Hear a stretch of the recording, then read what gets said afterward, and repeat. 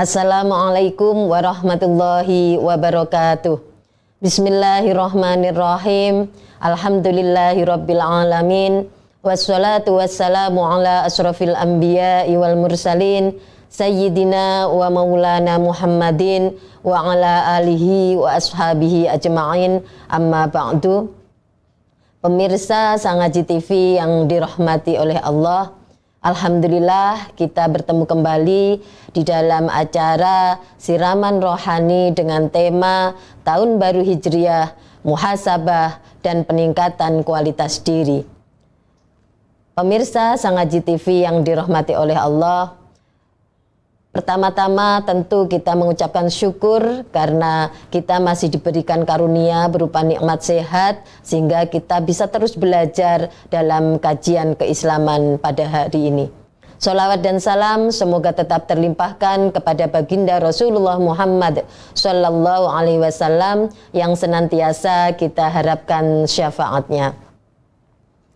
Pemirsa Sangaji TV yang dirahmati oleh Allah, tidak terasa kita sudah memasuki tahun baru Hijriah, yakni 1 Muharram 1448 Hijriah.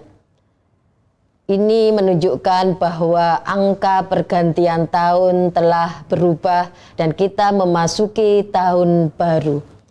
Apakah pergeseran angka ini hanya akan sekedar perpindahan angka dari kalender kita, ataukah menjadi sebuah titik balik untuk kita mengubah jalan kehidupan kita menjadi yang lebih baik? Sehingga pada kesempatan kali ini kita akan belajar tentang memaknai dan merefleksikan tahun baru Hijriah ini agar nanti bisa menghasilkan kemaslahatan untuk kehidupan kita ke depan. Makna dari tahun baru Hijriah ini berangkat dari sejarah Rasulullah Muhammad Sallallahu Alaihi Wasallam ketika beliau melakukan hijrah dari Makkah ke Madinah. Sebelum Nabi hijrah, Nabi mengalami tahun yang sangat berat, yakni sering disebut dengan Amul Husni, tahun yang penuh kesedihan karena beliau ditinggal berpulang oleh paman beliau Abu Thalib dan istri beliau Siti Khadijah yang selama ini memperjuangkan, membela dan menguatkan Nabi di saat-saat susah. Tetapi dua pilar beliau yang menjadi kerabat dekat ini telah berpulang sehingga tekanan yang dialami oleh Nabi Muhammad SAW yang melatar belakangi hijrah Nabi ke Madinah, diantaranya Nabi mengalami kekerasan baik verbal maupun non-verbal dan bahkan ancaman pembunuhan yang dilakukan oleh kafir Quraisy. Dan ini tentu kemudian membuat Nabi Muhammad SAW membangun rencana baru, strategi baru untuk menguatkan akidah serta melanjutkan dakwah beliau yakni di Madinah. Dalam peristiwa sejarah hijrah Nabi dari Makkah ke Madinah ada beberapa pelajaran dan hikmah bagi kita umatnya. Yang pertama adalah bahwa hijrah Nabi Muhammad SAW bukanlah hijrah karena kabur dari perjuangan, tetapi hijrah beliau justru untuk menguatkan akidah dan membangun peradaban baru di kota Madinah. Yang kedua, yang bisa kita ambil pelajaran dari hijrah atau peristiwa hijrah Nabi Muhammad SAW adalah hikmah, yakni pengorbanan di dalam perjuangan dan mendakwahkan Islam. Kita lihat bagaimana perjuangan para sahabat membela Nabi, diantaranya adalah Ali bin Abi Thalib yang merelakan menggantikan Nabi ketika beliau dikejar-kejar kafir Quraisy hingga di rumah tinggal beliau. Kemudian kita ingat perjuangan dan pengorbanan Abu Bakar As-Siddiq menemani beliau ketika dikejar kafir Quraisy di dalam gua, yang kemudian juga dibantu oleh putri beliau Asma binti Abi Bakrin. Banyak sekali perjuangan yang dilakukan oleh para sahabat dan juga pengorbanan yang bisa kita teladani. Kemudian hikmah dan pelajaran lain dari peristiwa hijrah Nabi adalah bahwa di dalam perjuangan kita membutuhkan persaudaraan seagama dan juga dukungan dari masyarakat dan umat. Agar apa? Agar tujuan perjuangan dan dakwah li'ila'i kalimatillah bisa tercapai. Dan hikmah lain adalah kesabaran dan keikhlasan Nabi Muhammad SAW meninggalkan hal-hal yang selama ini dimiliki, hal-hal yang selama ini menjadi tempat tinggal, kemudian ruang publik beliau ditinggalkan dengan beliau hijrah. Ini adalah pengorbanan yang luar biasa. Pemirsa Sangaji TV yang dirahmati oleh Allah, dari peristiwa hijrah inilah kita kemudian memasuki apa yang disebut dengan tahun baru hijriah yang dicanangkan oleh Umar bin Khattab. Dari peristiwa hijrah Nabi ini kemudian dihitung sebagai masuknya atau awal dari tahun baru hijriah. Lalu apa yang bisa kita lakukan di dalam memaknai dan merefleksikan makna tahun baru hijriah ini? Yang pertama, kita bisa memaknai bahwa hijrah bukan sekedar perpindahan fisik dari Makkah ke Madinah. Dalam konteks kita yang hari ini, hijrah bisa dimaknai bahwa kita semuanya sebagai seorang muslim harus bisa menjadikan apa yang ada di sekeliling kita berpindah dari hal-hal yang buruk menuju hal-hal yang positif. Atau di dalam di dalam sabda Nabi menyampaikan bahwa seorang muslim adalah orang yang lidah dan tangannya tidak menyakiti muslim yang lain. Dan hijrah dalam makna ini adalah meninggalkan apa yang dilarang oleh Allah Subhanahu wa taala. Hadis riwayat Bukhari. Hijrah dalam makna yang sangat spiritual ini tentu kita ingin meningkatkan kedekatan kita kepada Allah dengan cara meninggalkan kebiasaan-kebiasaan buruk menuju kebiasaan yang baik. Kemudian mengubah sifat-sifat yang egois menjadi sifat-sifat yang berempati dan peduli. Dan juga meninggalkan hal-hal yang itu membawa maldorot, bahaya bagi orang lain, menuju kepada istiqomah dan konsistensi mewujudkan kemaslahatan. Ini makna hakiki dari hijrah yang lebih spiritual. Kemudian yang bisa kita refleksikan kembali terkait dengan tahun baru hijrah, bahwa pergantian tahun ini bukan sekedar penanda kronologis di dalam kalender kita, tetapi tahun baru hijriah menunjukkan betapa waktu berlangsung begitu cepat, sehingga waktu kita maknai sebagai amanah. Dan ini diingatkan oleh Allah di dalam Quran surat Al-Asr, Bismillahirrahmanirrahim, wal asri innal insana lafi khusrin illalladzina amanu wa amilus solihati wa tawasaw bil haqqi wa tawasaw bis sabr.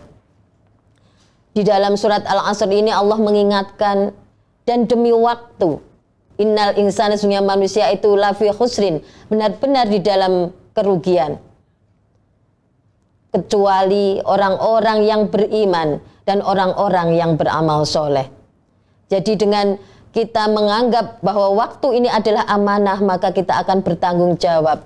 Karena setiap waktu yang kita lalui, setiap waktu yang kita lewati akan dipertanggungjawabkan. Dan ini diingatkan oleh Allah. Cara menggunakan waktu yang terbaik adalah menguatkan iman dan akidah kita, kemudian juga beramal soleh setiap saat. Nabi Muhammad SAW juga mengingatkan kepada kita tentang waktu ini. Kalau tadi kita memaknai waktu adalah amanah, Nabi menyebutkan waktu adalah nikmat.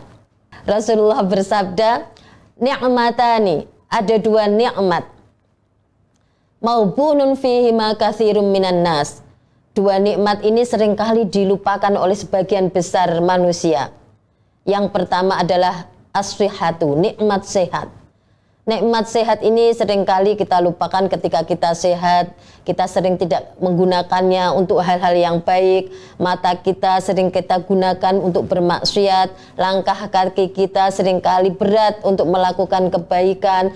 Tangan kita seringkali lupa ketika sehat digunakan untuk mengulurkan tangan bagi kebaikan. Dan juga seluruh tubuh kita seringkali tidak kita manfaatkan untuk kebaikan ketika sehat. Sehingga ini diingatkan oleh Nabi, jangan sampai nikmat sehat ini melupakan kita untuk melakukan kepada hal-hal yang baik. Kemudian nikmat yang kedua adalah al-faragh, yakni nikmat waktu kosong.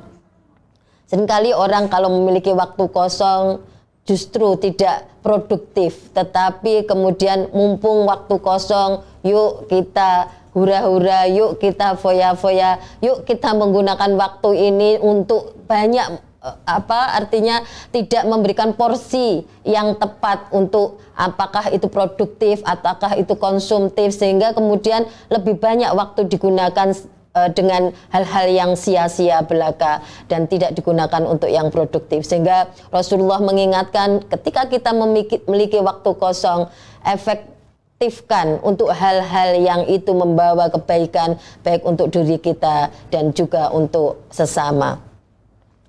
Pemirsa Sangat TV yang dirahmati oleh Allah, Rasulullah mengingatkan bahwa kita harus mengingat bahwa ada 5 perkara kita efektifkan sebelum datang 5 perkara yang lain.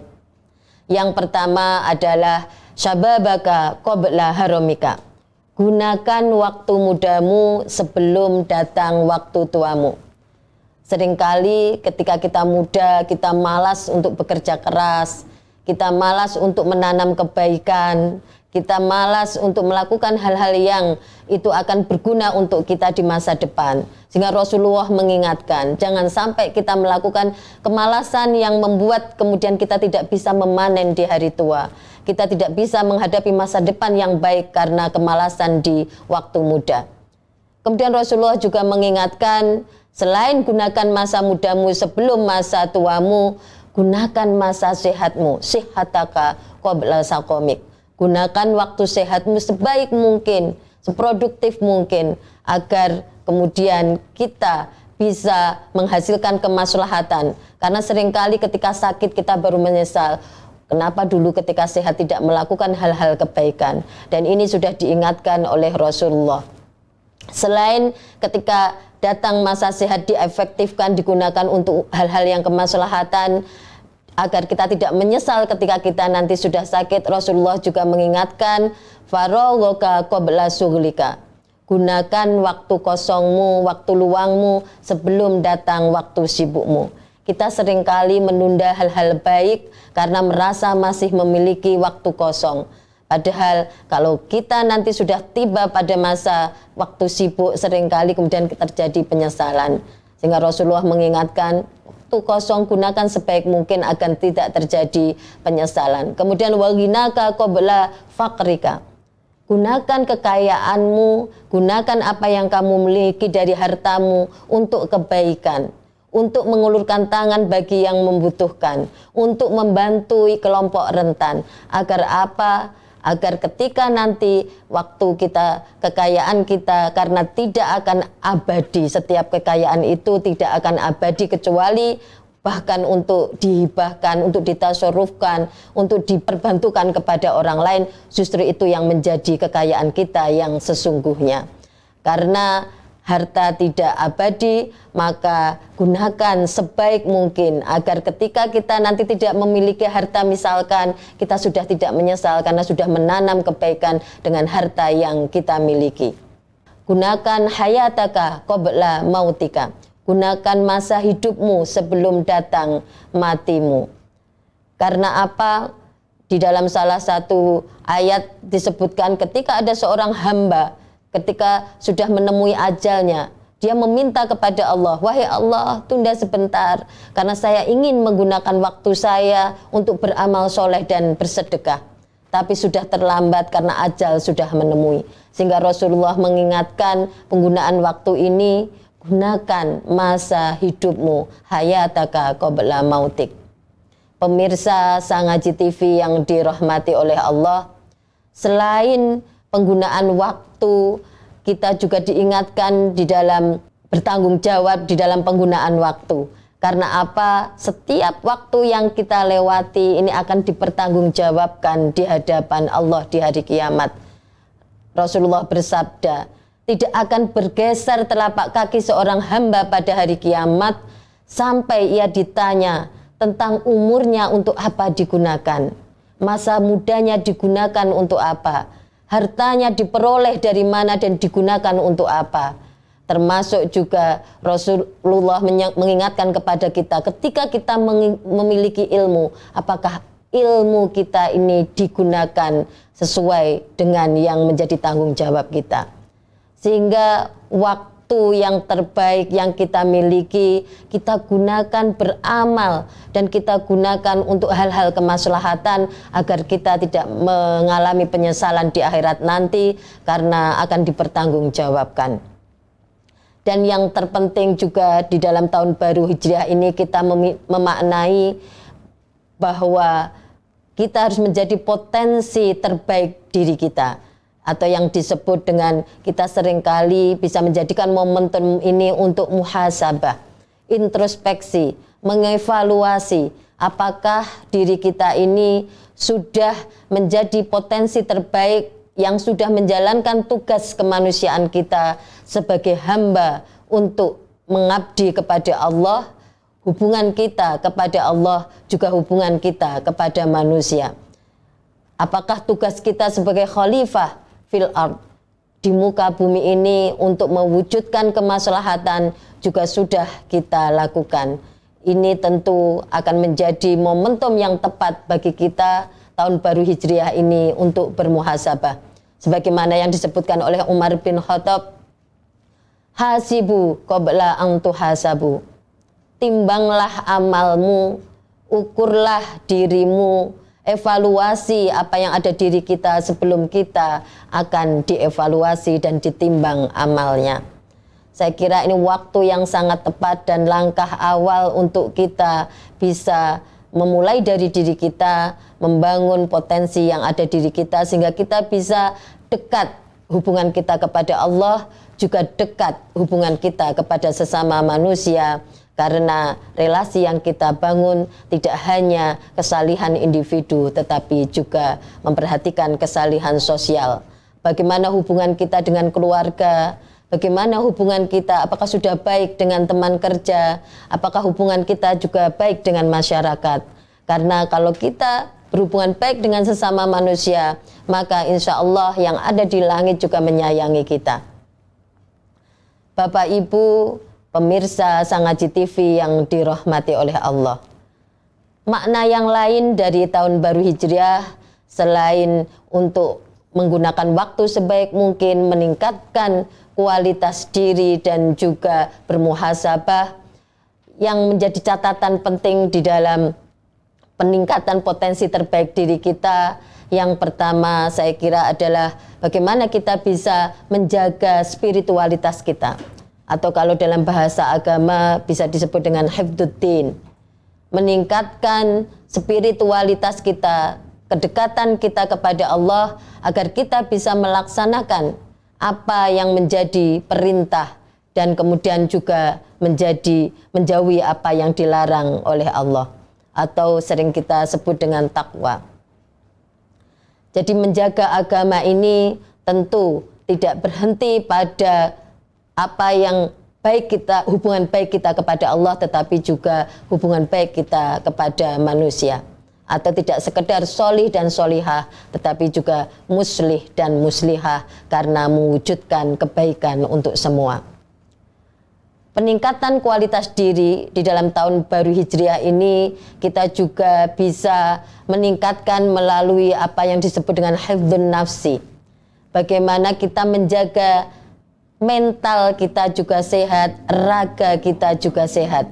Karena ini bagian dari apa yang diperintahkan oleh Allah, kita tidak boleh meninggalkan generasi lemah di belakang kita. Tentu ini meniscayakan bahwa kita sendiri harus menjadi generasi yang kuat agar kita tidak meninggalkan generasi yang lemah.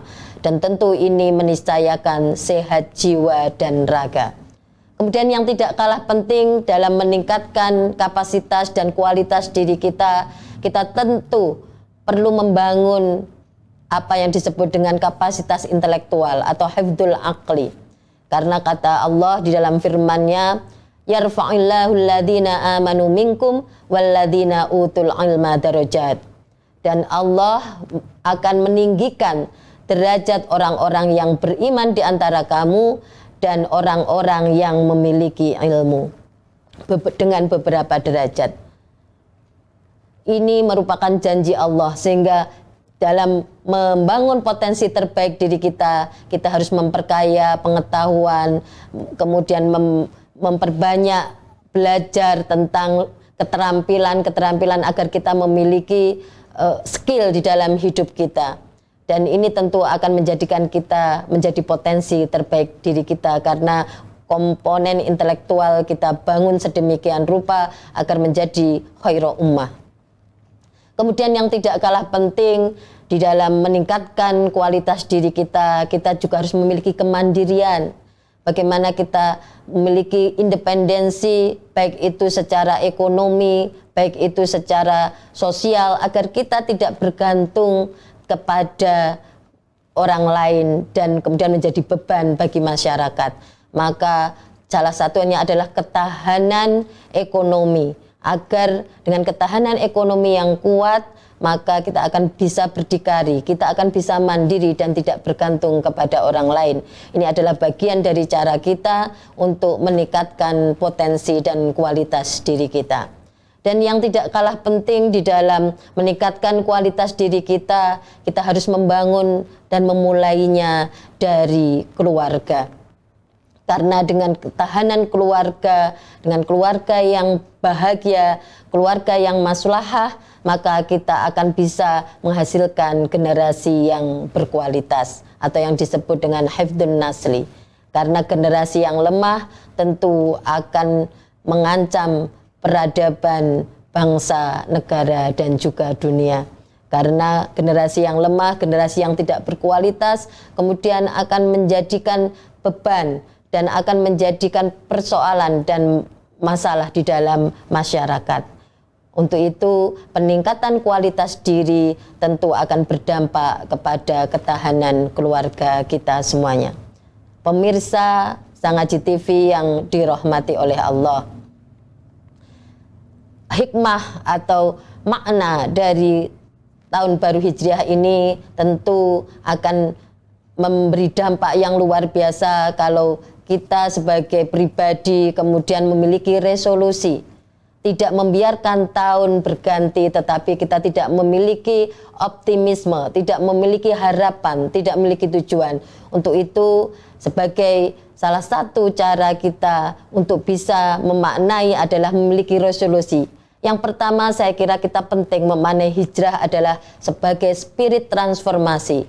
Hijrah adalah sebagai spirit perubahan, agar kita tidak stagnan, akan tetapi kita memiliki cita-cita, memiliki harapan, optimisme ke depan bahwa kita akan menjadi potensi yang terbaik dari diri kita dan akan melakukan banyak perubahan, bukan hanya secara kapasitas dan individu, tetapi juga perubahan di dalam masyarakat untuk menjadi yang lebih baik. Dan ini bisa kita lakukan, resolusi ini dimulai dari diri kita sendiri yang kemudian akan berdampak bagi lingkungan. Demikian saya kira yang bisa saya sampaikan, Bapak Ibu dan pemirsa Sangaji TV yang dirahmati oleh Allah. Sebagai akhir, kita akan memberikan catatan bahwa momentum tahun baru Hijriah ini bisa kita gunakan. Ini adalah kesempatan emas bagi kita untuk memulai hal-hal yang baik yang mungkin di tahun-tahun sebelumnya kita belum bisa melakukannya. Kita bisa mengagendakan hal-hal yang produktif agar kemudian tidak hanya berguna bagi diri kita pribadi, tetapi juga bagi masyarakat. Untuk mengakhiri, mudah-mudahan kita berdoa kepada Allah Subhanahu wa Ta'ala, semoga Allah mengampuni semua yang kita lakukan di tahun-tahun sebelumnya dan memberikan kita kemudahan untuk melakukan kebaikan di tahun-tahun mendatang. Rabbana dzolamna anfusana wa illam taghfir lana wa tarhamna lanakunanna minal khasirin. Allahumma inna nas'aluka ridhaka wal jannah wa na'udzubika min sakhatika wan nar. Terima kasih, mohon maaf apabila banyak kekurangan. Wallahul muwafiq ila aqwamit thoriq. Assalamualaikum warahmatullahi wabarakatuh.